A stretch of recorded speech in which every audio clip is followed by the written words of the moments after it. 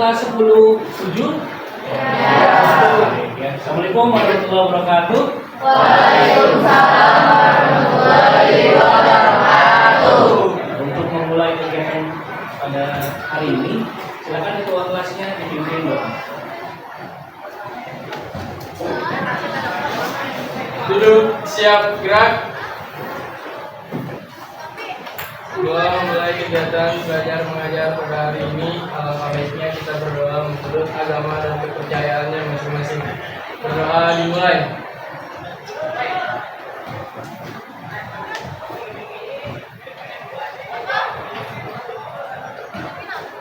Doa dicukupkan. Memberi salam. Assalamualaikum warahmatullahi wabarakatuh. Assalamualaikum warahmatullahi wabarakatuh. Hasan. Siap, terima kasih teman. Baik.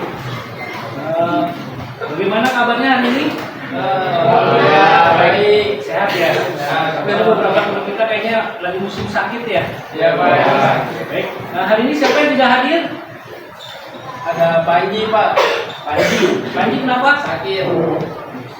Suratnya ada ya. Ya. Siapa lagi? Siapa? Bidan Ibrahim. Kenapa? Sakit lagi. Lalu Muhammad Rizky, Pak. Muhammad Rizky. Kenapa? Dispen. Apa ikut apa di Spain? Lomba catur. Lomba catur.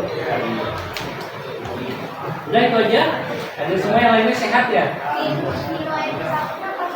Dino. Oh, iya. Dino kenapa? Dispen. Kegiatan apa? Saya aktif dengan Dino ini. Basket. Oke, makasih ya.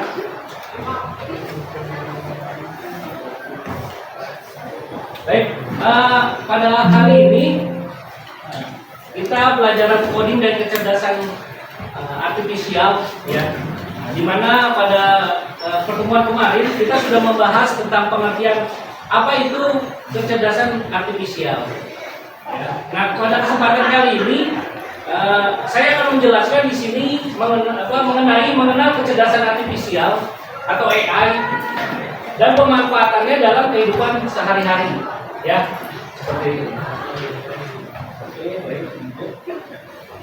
Nah, sebelum kita menuju ke tujuan pembelajaran, ya kita sering dari bangun tidur sampai tidur lagi, ya dalam kehidupan sehari-hari kita sebenarnya sudah menggunakan kecerdasan artifisial, ya. Baik itu kalian pakai GPS, ya kan, atau belanja online, ya, atau pembelajaran pakai ChatGPT apa gitu, ya, seperti itu. Nah, di sini sebelum kita memulai pembelajaran kita harus tahu dulu tujuan pembelajarannya. Pemanfaatan kecerdasan artifisial, yang pertama memahami konsep dasar kecerdasan artifisial, yang kedua mengenali berbagai perangkat AI yang ada. Yang ketiga menerapkan penggunaan AI dalam kehidupan sehari-hari. Yang keempat mengidentifikasi penerapan AI pada bidang tertentu. Ini tujuan pembelajaran pada kesempatan hari ini. Nah, sebelum saya memulai materi, ini ada pertanyaan buat kalian semua. Pernahkah kalian menggunakan aplikasi seperti Google Translate, GPS, ataupun ChatGPT? Siapa yang pernah? Ada? Saya pernah, Pak. Adin pernah? Nah, Apa yang pernah digunakan? ChatGPT, Pak. ChatGPT. Untuk apa ChatGPT? Untuk membantu saya mencari materi yang nggak ada di buku. Oh ya, sebagai bahan referensi ya. Ya. Nah, jadi sebenarnya AI ini sebagai alat tools ya. Jadi kita jangan sampai ketergantungan. Sangat membantu, tapi bukan menggantikan manusia ya. Yang lainnya pun pernah ya, GPS ya kan. Terus apalagi Google Translate ya kan. Ya, gitu. Baik, berikut adalah penayangan video singkat tentang pemanfaatan kecerdasan artifisial atau AI. Kan kalian simak, pahami, ya. Setelah itu kita akan ada beberapa diskusi, ya. Baik ya.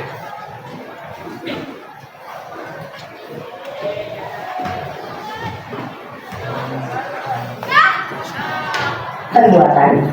Apakah AI jahat seperti di film-film Hollywood? AI jahat atau evil AI hanyalah hayalan pembuat film saja ya. Namun sebenarnya AI sudah merupakan kenyataan dalam kehidupan sehari-hari kita. Kalian sering loh menggunakan AI. Ketika buka handphone, fitur fingerprint atau face unlock menggunakan AI untuk dapat mendeteksi sidik jari atau wajah kalian dengan lebih cepat. Ketika googling, adanya AI akan memberikan hasil pencarian yang lebih sesuai dengan minat dan kebutuhan kalian. AI juga banyak digunakan pada berbagai aplikasi loh. Contohnya fitur deepfake pada Facebook yang mampu mengenali wajah yang ada di dalam foto. Filter foto juga menggunakan AI agar dapat menyesuaikan dengan bentuk wajah. Kalau kalian terbiasa nonton atau like konten K-pop misalnya, akan muncul rekomendasi konten yang enggak jauh-jauh dari K-pop juga. Bukan hanya di media sosial, rekomendasi musik atau film di aplikasi streaming, iklan produk pada e-commerce, rekomendasi dari virtual assistant seperti Google Assistant atau Siri juga menggunakan AI untuk mempelajari dan menyesuaikan dengan aktivitas yang biasa kalian lakukan. AI juga ada pada Google Maps untuk menganalisis rute yang paling cepat dan perkiraan waktu yang dibutuhkan. Pada game online, AI dipakai untuk mengendalikan permainan bot dan membuat karakter serta grafis permainan menjadi lebih hidup dan realistis. Lalu, apa itu AI?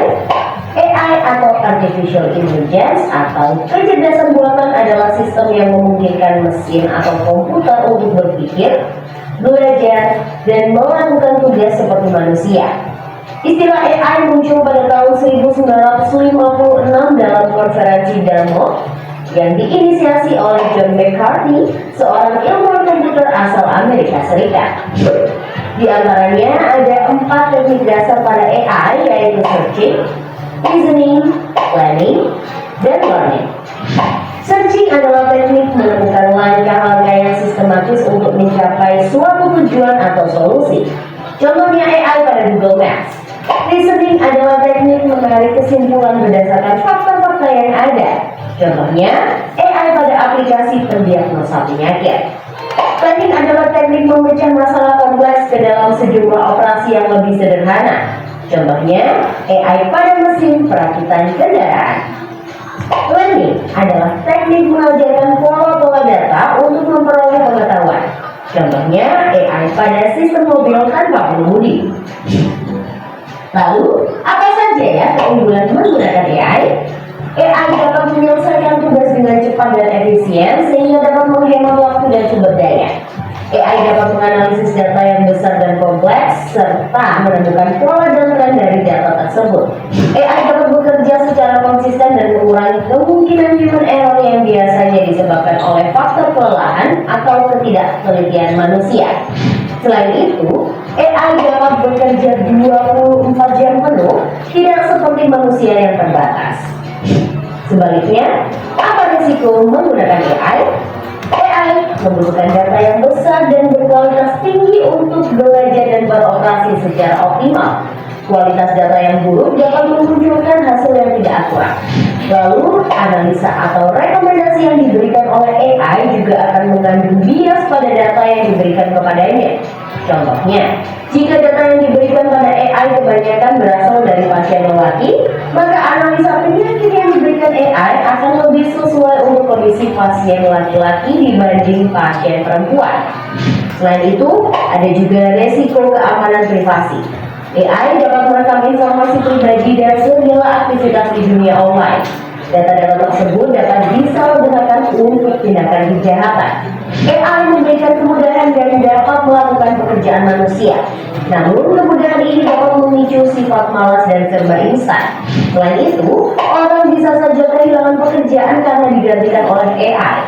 Contohnya, pekerjaan customer service yang mulai digantikan dengan chatbot AI. Selain digunakan dalam kehidupan sehari-hari, AI juga dimanfaatkan dalam berbagai bidang. Di bidang kesehatan, AI dapat digunakan untuk membantu dokter membuat jadwal temu, mendiagnosis awal penyakit, dan merekomendasikan obat atau terapi tertentu. Di bidang keamanan, AI digunakan dalam kamera untuk mendeteksi adanya aktivitas yang mencurigakan. AI juga digunakan dalam keamanan cyber untuk mendeteksi serangan di dunia maya. Di bidang keuangan, AI digunakan untuk menganalisis tren pasar, memprediksi perubahan, dan mengelola resiko investasi. AI juga dapat membantu dalam mendeteksi transaksi keuangan yang mencurigakan. Di bidang bisnis, AI digunakan untuk menargetkan iklan yang lebih spesifik dan personal, serta menjawab pertanyaan dan menerima keluhan konsumen. Di bidang otomotif, AI digunakan pada mobil untuk mengenali rute dan menghindari tabrakan. Pabrik otomotif juga menggunakan AI agar proses produksi menjadi lebih efisien dan terjamin kualitasnya. Di bidang logistik, AI dapat merencanakan rute pengiriman yang paling efektif sehingga mengurangi biaya operasional dan waktu tempuh. Di bidang pertanian, AI digunakan dalam memantau kondisi tanaman, mengendalikan hama dan penyakit tanaman, serta memprediksi hasil panen. Di bidang lingkungan, AI digunakan dalam menganalisis data sensor dan citra satelit untuk memantau perubahan iklim dan lingkungan. Bagaimana dengan penggunaan AI di bidang pendidikan? AI dapat membantu memantau kemajuan belajar siswa dan merekomendasikan materi atau penilaian yang sesuai dengan kompetensi, kebiasaan, dan minat siswa. Dengan begitu, proses belajar menjadi lebih bermakna dan tepat sasaran. Untuk bahas lebih lanjut mengenai AI di bidang pendidikan, simak video berikut ini. Wah, banyak banget ya manfaat dari AI. Meskipun begitu, teknologi AI tetap memiliki batasan dan resiko. Jadi, kamu perlu paham hal ini agar bisa menggunakan AI secara kritis dan bijak. Teknologi AI apa nih yang sudah pernah kalian gunakan? Kira-kira kalian ada ide mau mengembangkan AI yang seperti apa? Yuk, tulis pengalaman dan idemu di kolom komentar. Oke, baik. Kalian tadi sudah melihat dan menyimak video pembelajaran tentang pemanfaatan kecerdasan artificial intelligence atau AI. Nah, setelah ini kita diskusi ya, diskusi berkelompok ya. Kemarin sudah teman-teman sudah dibuat kelompok ya. Kelompok ada lima kelompok ya. Dan situ kemarin sudah saya share di LMS ya. Kalian kan bisa lihat di situ LKPD-nya itu tentang pemanfaatan kecerdasan artifisial ya, AI dalam berbagai aspek kehidupan. Ya, di situ ada pendidikan, kesehatan, bisnis, transportasi, dan keamanan. Udah dibuka kan LMS-nya ya? Udah ya?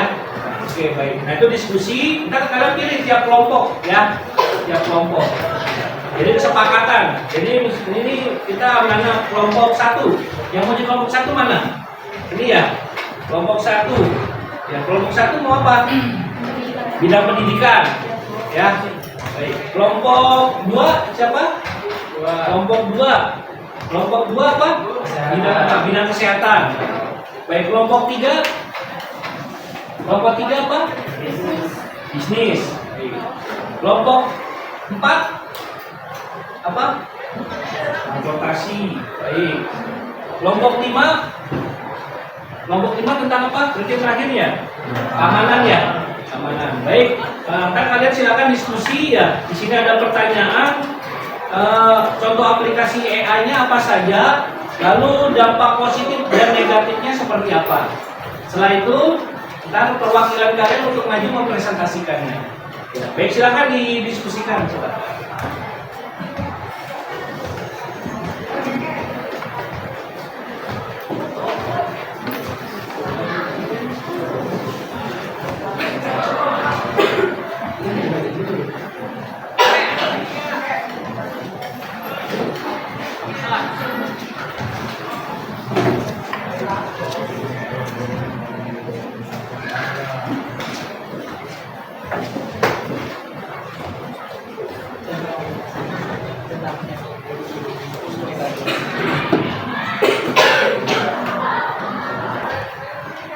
Baik, sudah selesai semua ya? Ya. Baik, selanjutnya silakan tiap kelompok untuk mempresentasikan apa saja yang sudah didiskusikan dari kelompok masing-masing. Silakan kelompok 1 untuk perwakilannya maju ke depan. Silakan. Mana kelompok 1 bidang pendidikan? Silakan. Ayo. Silakan. Jadi contoh aplikasi dampak positif dan negatif bidang pendidikan. Silakan.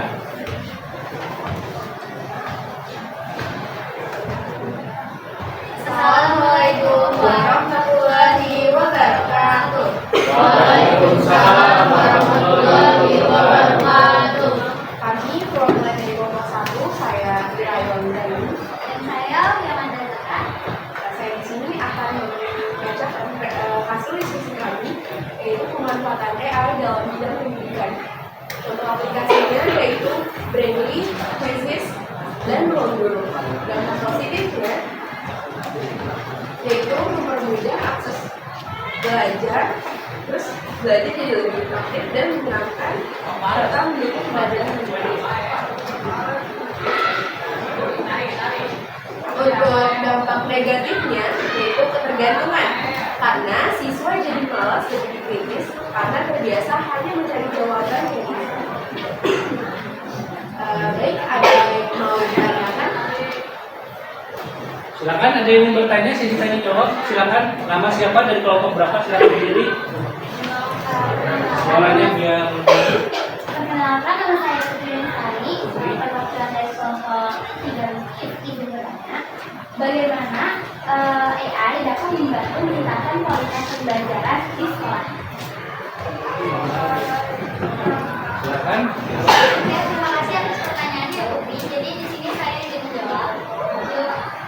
AI dapat digunakan untuk membuat sistem pembelajaran adaptif yang menyesuaikan materi sesuai kemampuan siswa, memberikan peran baik otomatis, serta membantu guru dalam menganalisis perkembangan belajar siswa.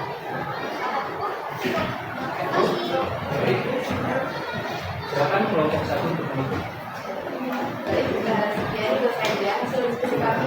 Kurang lebihnya mohon maaf. Wassalamualaikum warahmatullahi wabarakatuh. Waalaikumsalam warahmatullahi wabarakatuh. Lanjut kelompok 2 bidang kesehatan. Perwakilannya.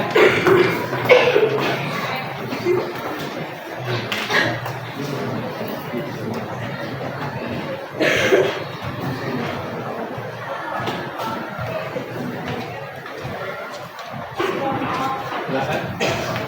Assalamualaikum warahmatullahi wabarakatuh. Waalaikumsalam warahmatullahi wabarakatuh. Perkenalkan, kami perwakilan dari kelompok 2 di bidang kesehatan.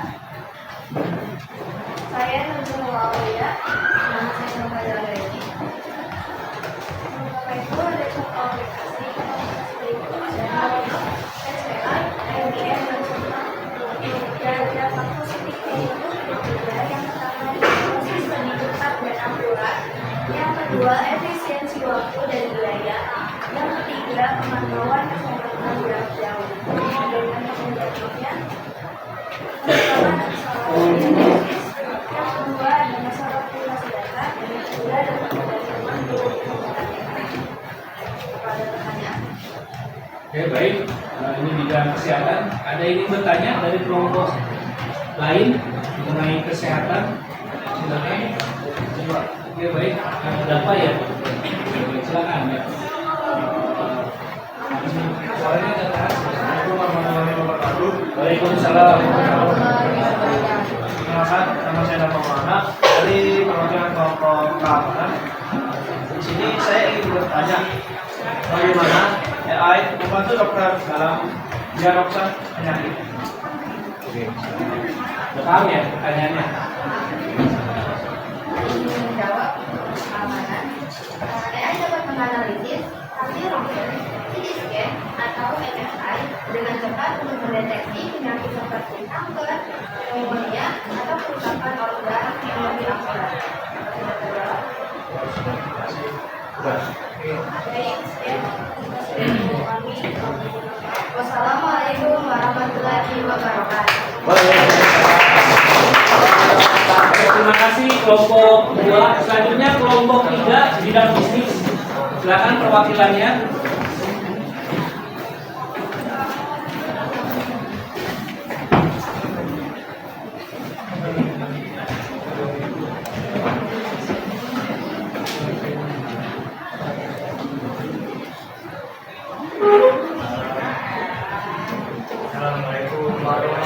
warahmatullahi wabarakatuh.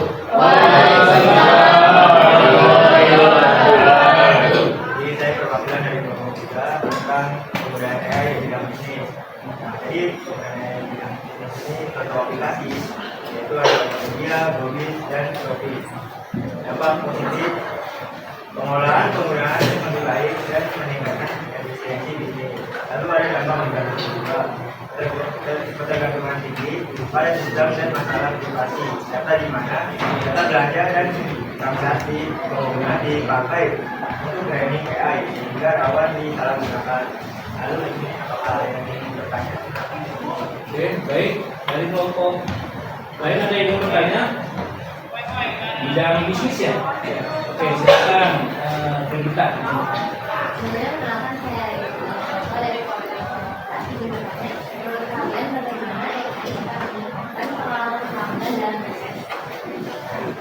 Izin menjawab juga, AI digunakan dalam sektor pelayanan pelanggan, rekomendasi produk seperti rekomendasi serta analisis sentimen untuk mengalami kebutuhan konsumen.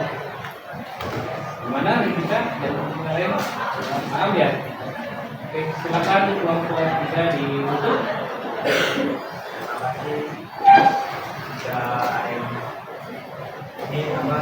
Ya, salam asal. Assalamualaikum warahmatullahi wabarakatuh. Waalaikumsalam.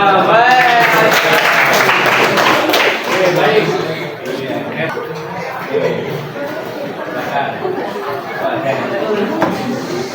Nah, tolong diterangkan lagi namanya di bidang transportasi ya kelompok 4.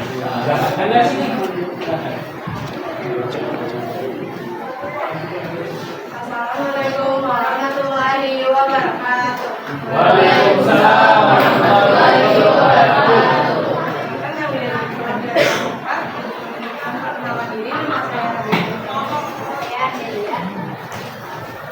Oke, di sini dijelaskan contoh aplikasi di bidang transportasi. Yang pertama ada Gojek, yang kedua ada Minibuber, yang ketiga ada Max. Nah, dampak positifnya dari transportasi menggunakan AI yang pertama perjalanan bisa lebih cepat, yang kedua pembayaran transportasi lebih praktis, dan yang ketiga memperluas penggunaan.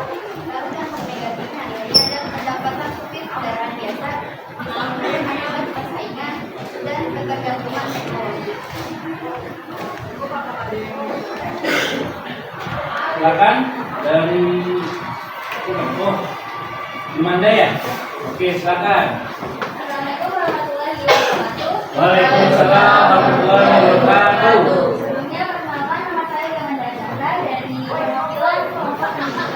Saya bertanya kepada kalian kira-kira bagaimana AI digunakan dalam sistem transportasi modern. Terima kasih. AI digunakan dalam kendaraan otomotif atau self driving car, optimasi rute perjalanan, juga serta sistem prediksi kemacetan lalu. Gimana? Dan dari kelompok kami, kurang lebihnya maaf. Wassalamualaikum warahmatullahi wabarakatuh.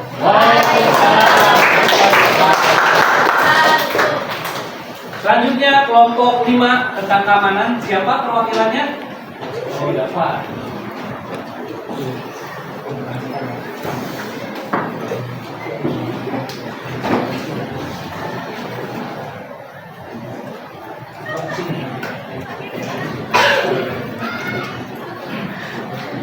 Assalamualaikum warahmatullahi wabarakatuh.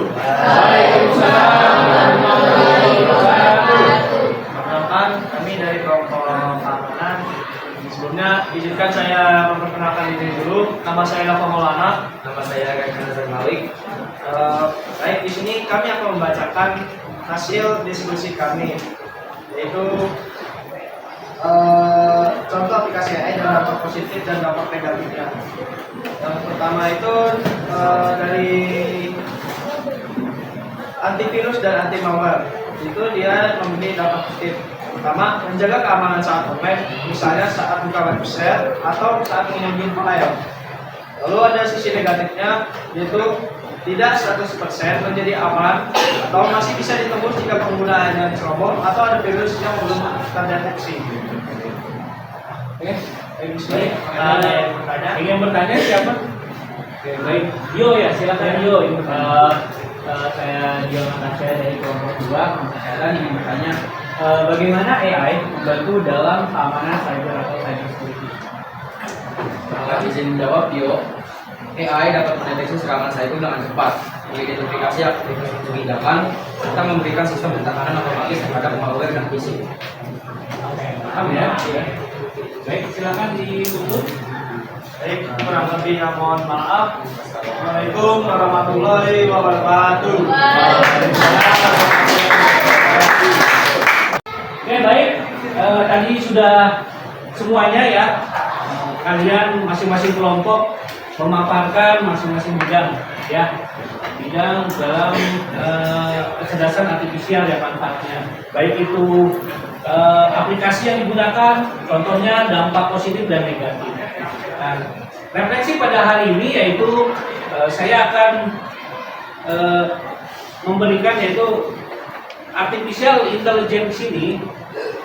Lagi-lagi saya memberikan informasi bahwa itu menjadi sebuah alat ya untuk membantu kalian ya dalam kehidupan sehari-hari. Dan tapi jangan juga menjadi ketergantungan kalian menggunakan AI itu ya. Silakan manfaatkan sebaik-baiknya. Tadi sudah dipaparkan baik itu dampak positif maupun negatifnya ya. Lanjut selanjutnya ini ada tugas juga. Kalian silakan lihat di handphone kalian di LMS yang saya berikan itu ada soal kalian kerjakan ya. Oke, silakan hari ini dikerjakan ya. Silakan.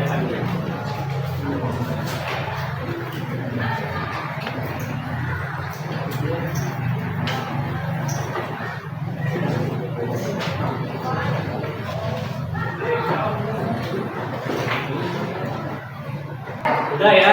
Oke, baik sudah semua.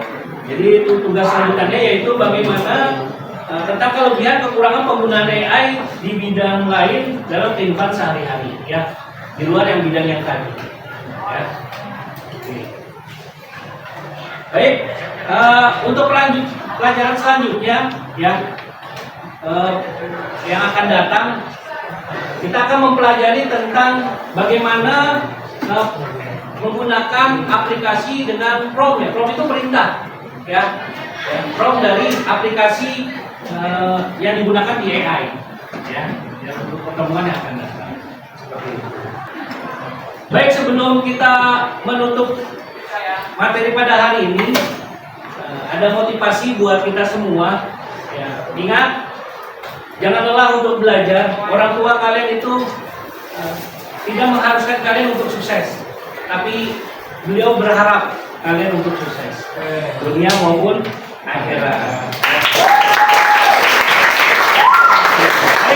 Kita tutup pertemuan hari ini dengan mengucap hamdalah. Terima kasih semuanya. Assalamualaikum warahmatullahi wabarakatuh. Waalaikumsalam warahmatullahi wabarakatuh.